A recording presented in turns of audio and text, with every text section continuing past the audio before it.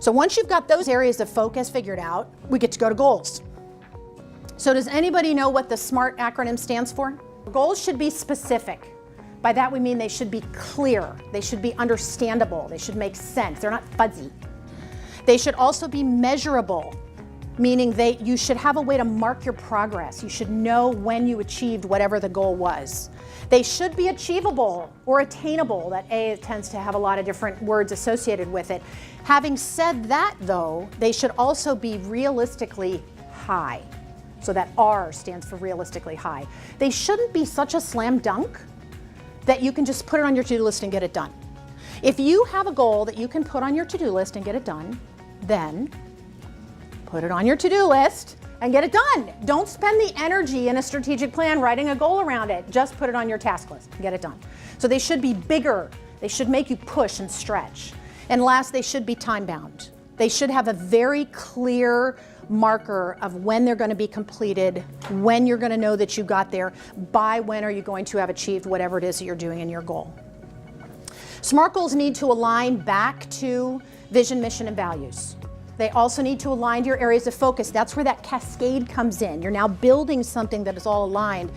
And if you're working on an organizational strategic plan, this is where you let departments hang their own goals off those areas of focus. So imagine if you had an organizational set of areas of focus that everybody agreed were important, and then department by department, how are you going to execute on those areas of focus? What are you going to do that's going to help that organization get better?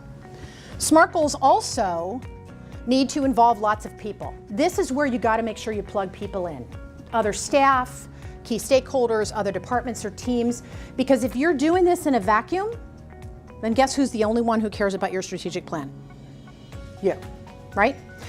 The other thing about SMART goals that's important is that they involve this looping along the way. So I know that's not a very scientific word, but we talk about looping a lot. When you're creating a strategic plan, when you're creating areas of focus, when you're creating goals, you have to loop in all the people who care. You have to loop in the other departments, you have to loop in the folks in the executive office, you have to loop in the folks down at the bottom.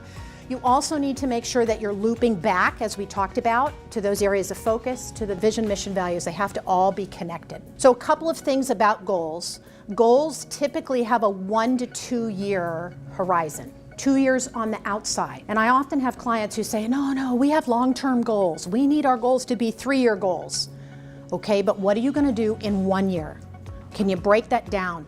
Because at the goal level, that horizon needs to be crystal clear. That's why that SMART acronym matters, right?